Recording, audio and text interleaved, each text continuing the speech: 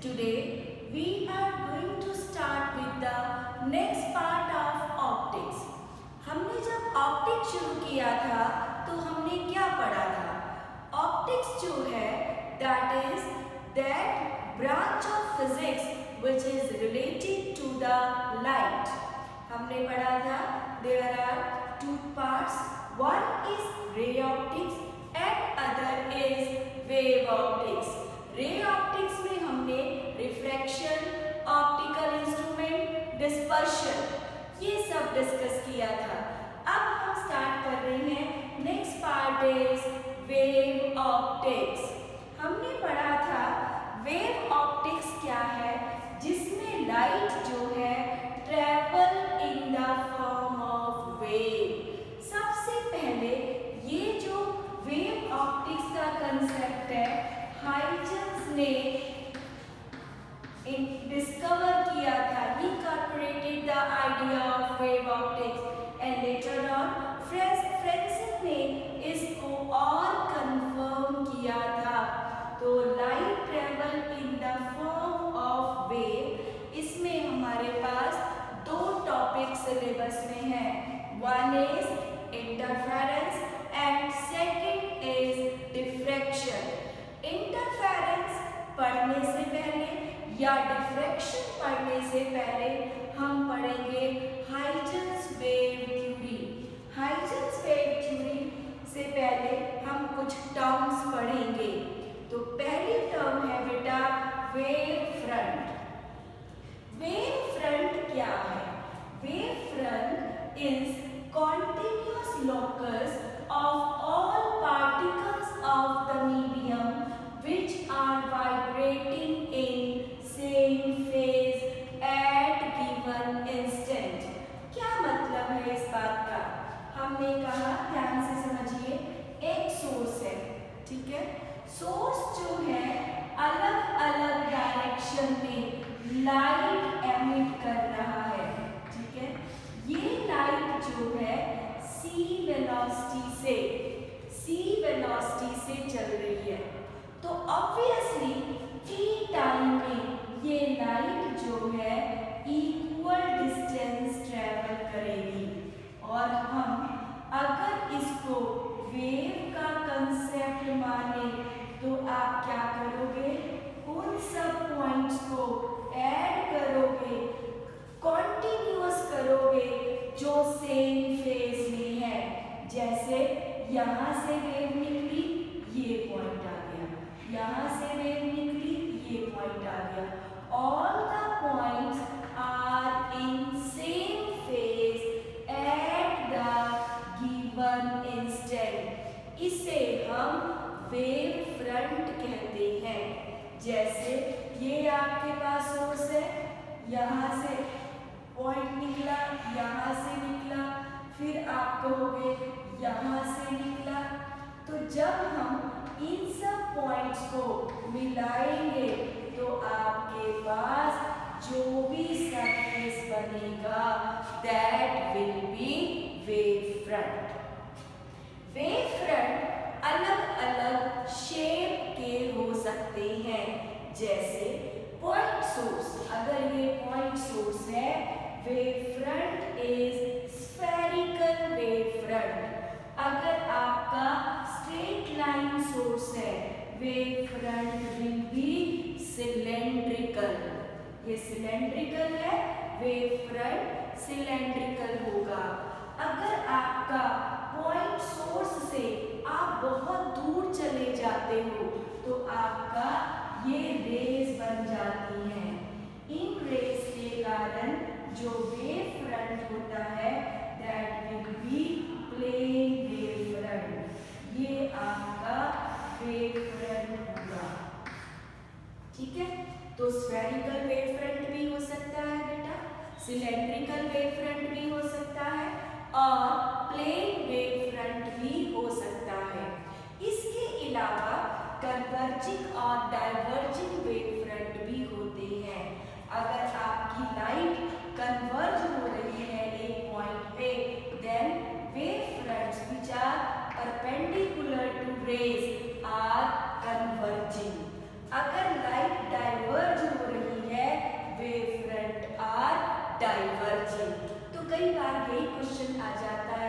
Board exam में, what is the shape of a wave front for the converging line, for a point source, for a straight source.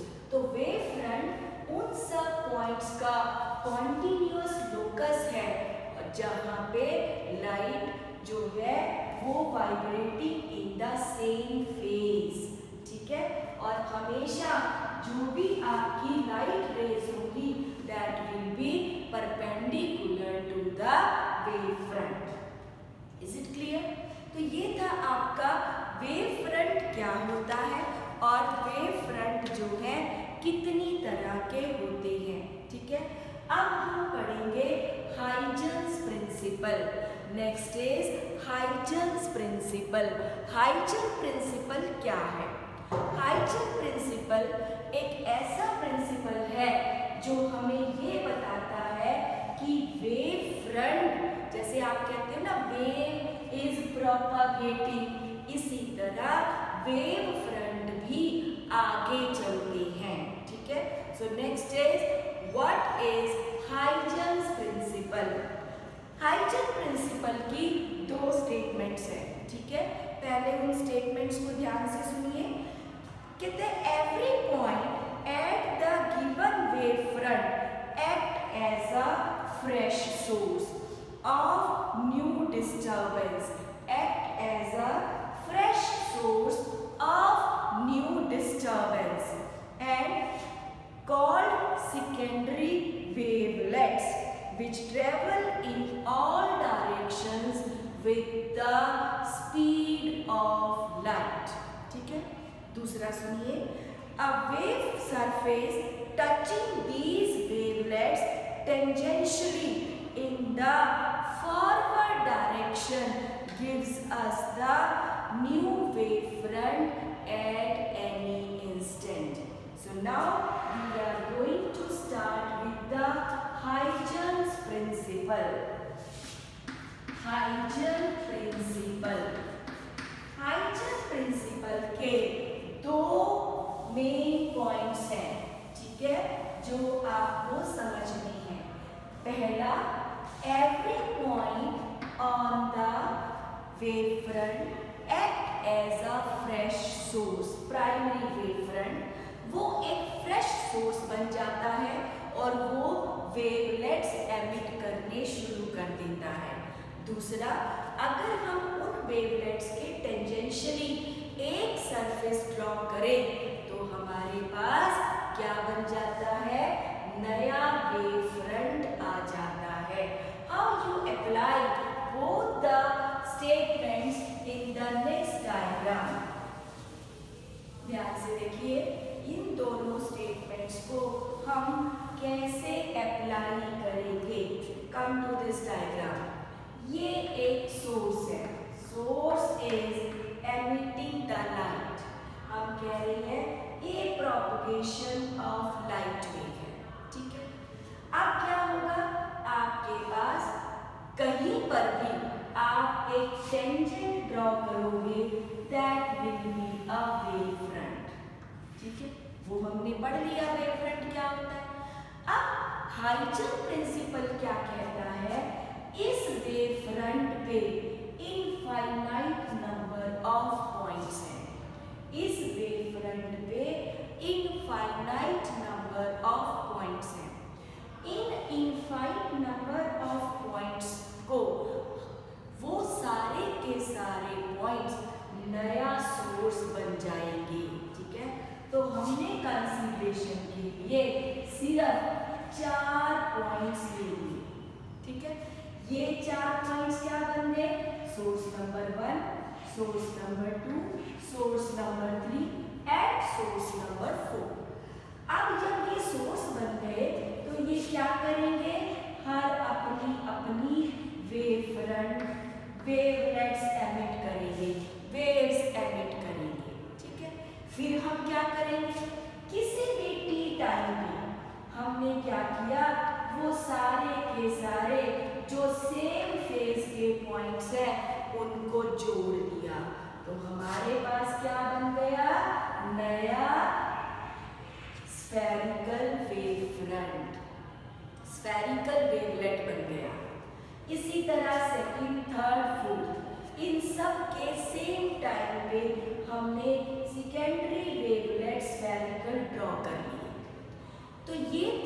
Huygens principle की पहली statement. अब दूसरी statement क्या है? दूसरी statement है अगर हम इन्हीं सरफेस के टेंजेंट ड्रॉ करें तो एक तो ये फॉरवर्ड टेंजेंट आ गया बेटा और एक ये बैकवर्ड टेंजेंट आ गया। हाइजन प्रिंसिपल की दूसरी स्टेटमेंट कहती है जो फॉरवर्ड डायरेक्शन में टेंजेंट ड्रॉ किया है वही नया वेव फ्रंट होगा। समझ आई?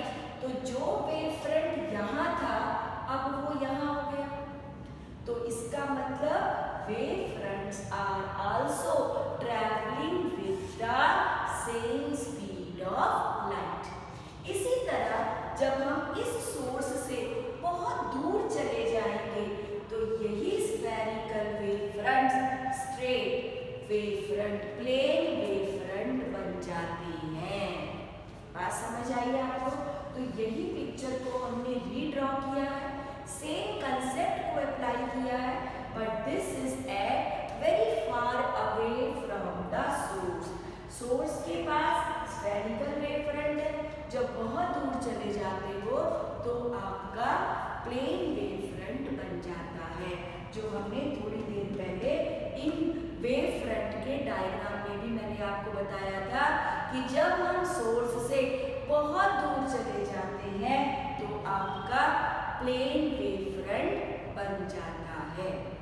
ठीक है, तो ये था, कई बार ये क्वेश्चन में बेटा एग्जाम में आ जाता है, व्हाट इज हाइजन प्रिंसिपल, इसकी दो स्टेटमेंट्स बताइए and how you apply how the wave front travel in the forward direction.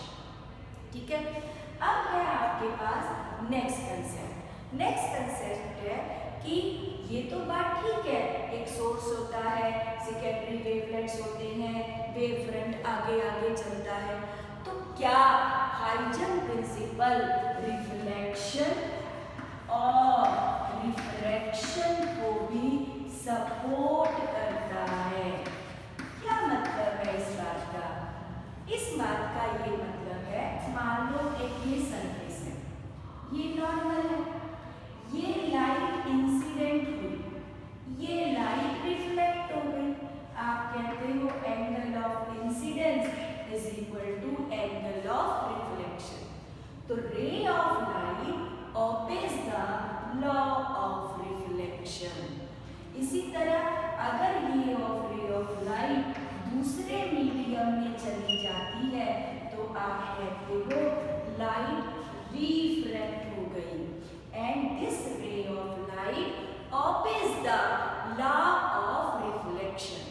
अब हम पढ़ना चाह रहे हैं क्या Huygens theory law of reflection और लॉ ऑफ रिफ्रैक्शन को भी ओबे करता है।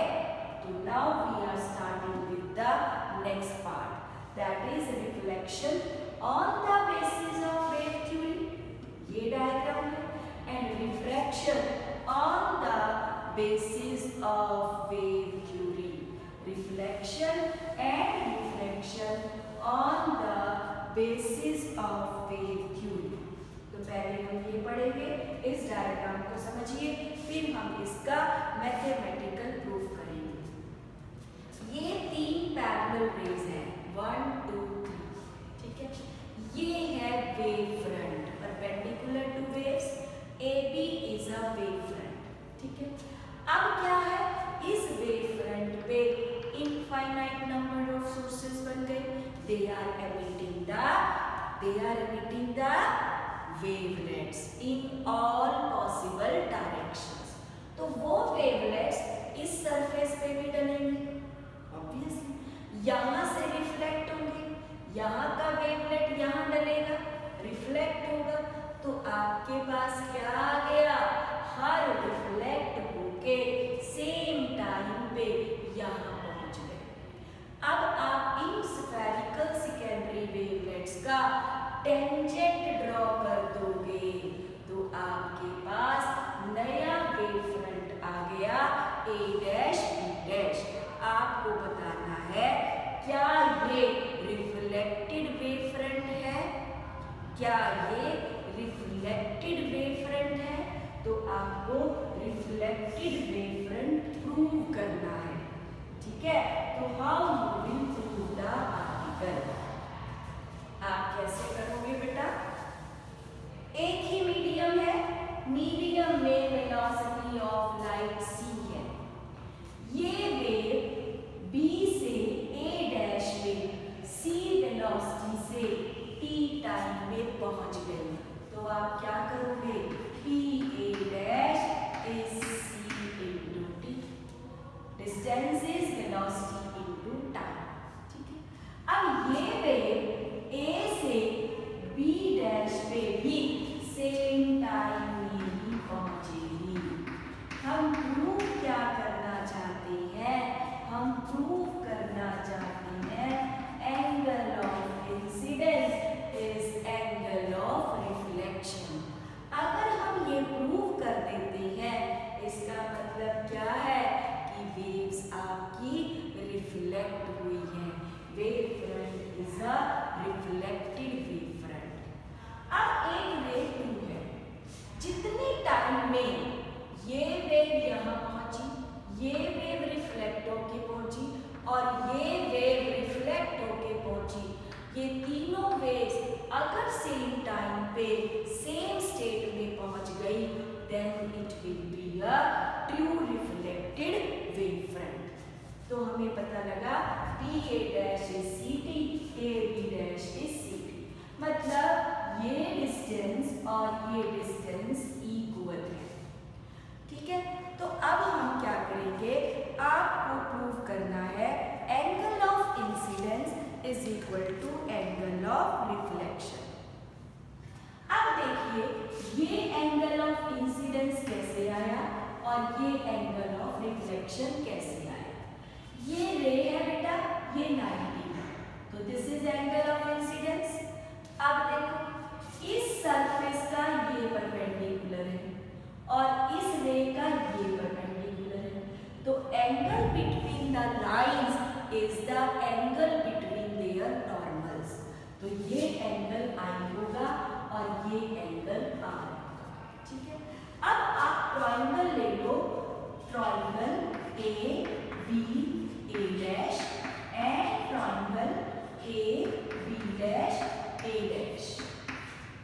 मतलब अगर मैं ड्रॉ करूं डबल लाइन, तो एक तो बेटा ये ट्रायंगल होगी, देखो ध्यान से, ये ट्रायंगल हो गई एक तो बेटा A B A डैश, और एक हो गई बेटा ये triangle A B dash A dash. अब इन दोनों ट्रायंगल्स को ध्यान से देखो, ये डिस्टेंस इसके इक्वल है, ये साइड कॉमन है और ये एंगल 90 है। रेस और वेव फ्रंट के बीच का एंगल, तो angle B is equal to B dash is equal to 90 degree.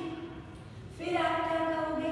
A dash is common, और क्या कहोगे बेटा?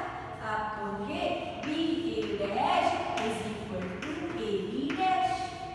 तो अब क्या हुआ? Triangles are congruent. उस टाइम हम कहेंगे angle I is equal to angle R।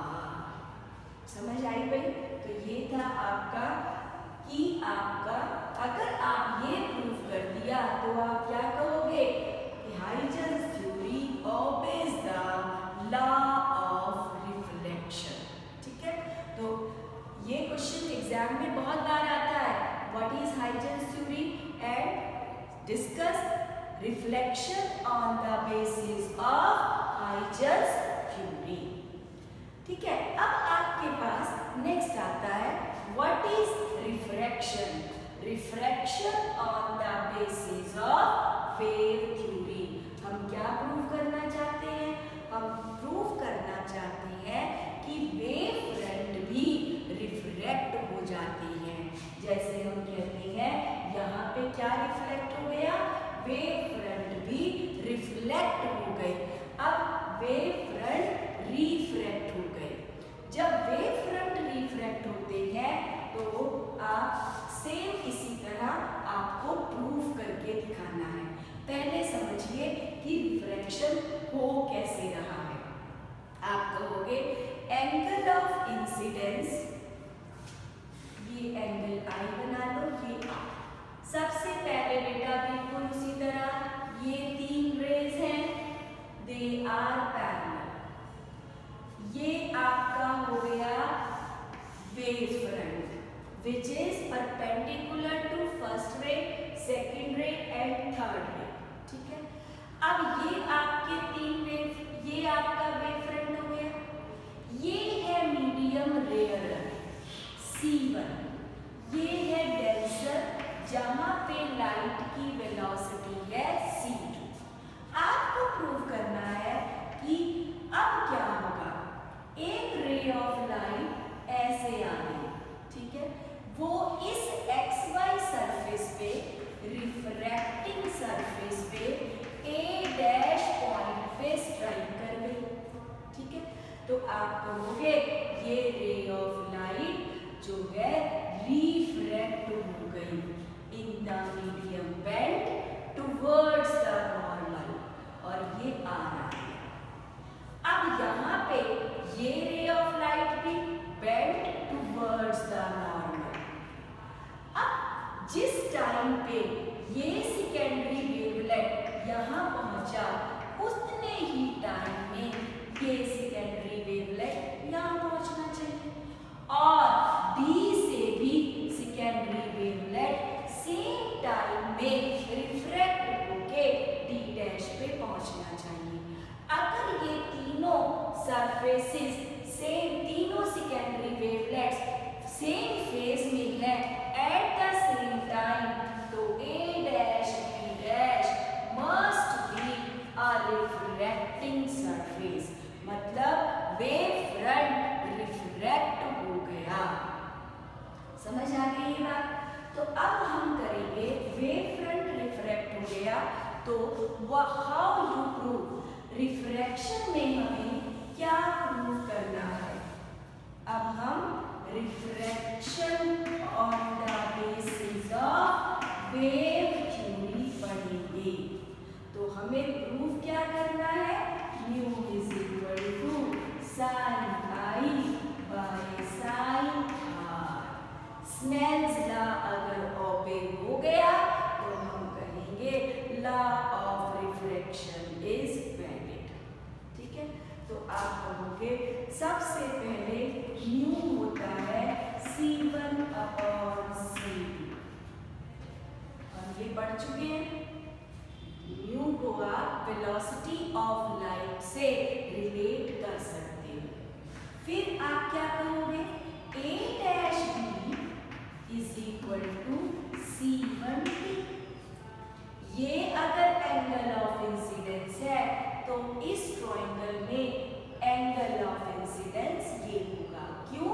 Angle between the lines is the angle between their normals. A dash B is C1T। इसी तरह आप कहोगे AB dash is C2T।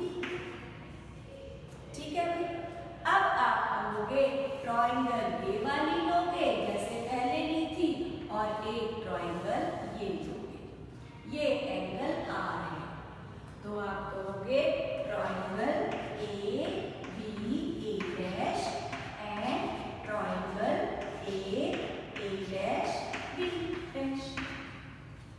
A dash में आप कहोगे sine of I, A dash B upon A dash, A dash B upon A dash, that is C1B upon A dash. अब इस triangle में साइन आई आर की value लोगे बेटा, sine R आ जाएगा आपके पास AB dash upon A dash, that is C2B upon A dash. तो आपके पास आ गया बेटा sine I upon sine R is C1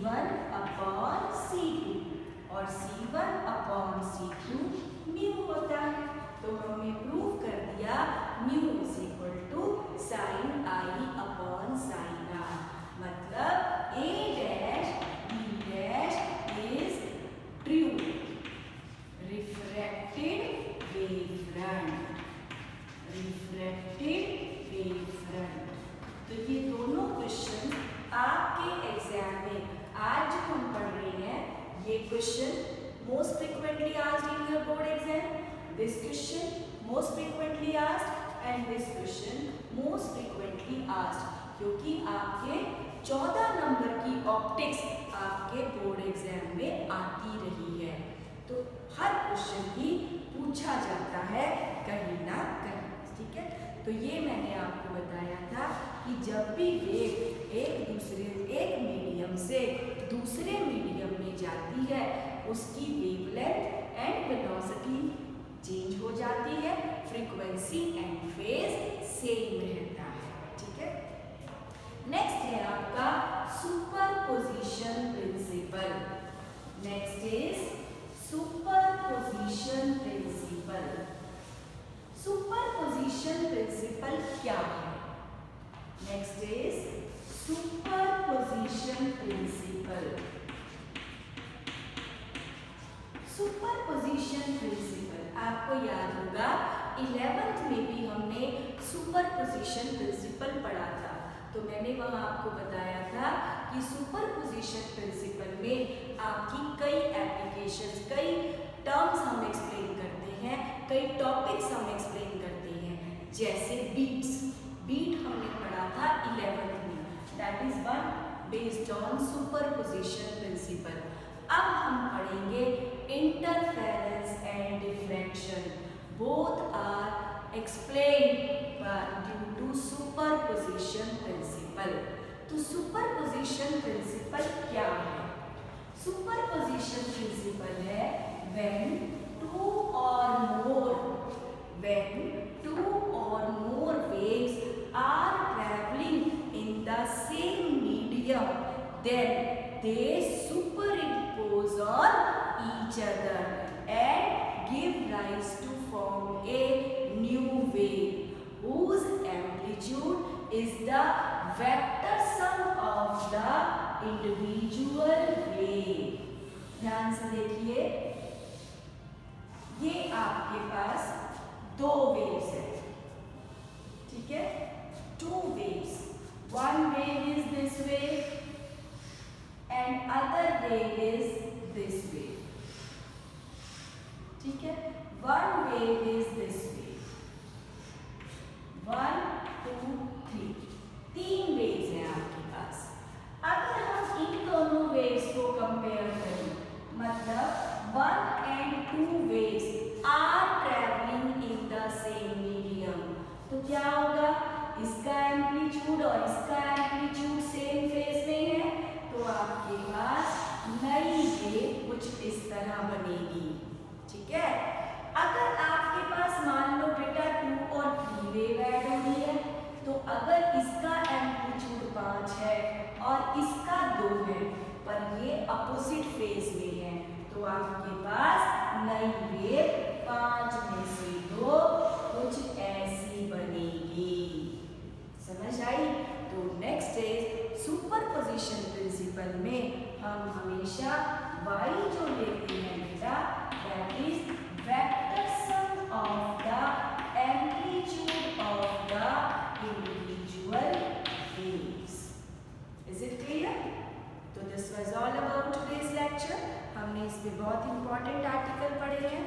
अब हम शुरू करेंगे आपका coherent sources and interference of light, ठीक है। God bless you.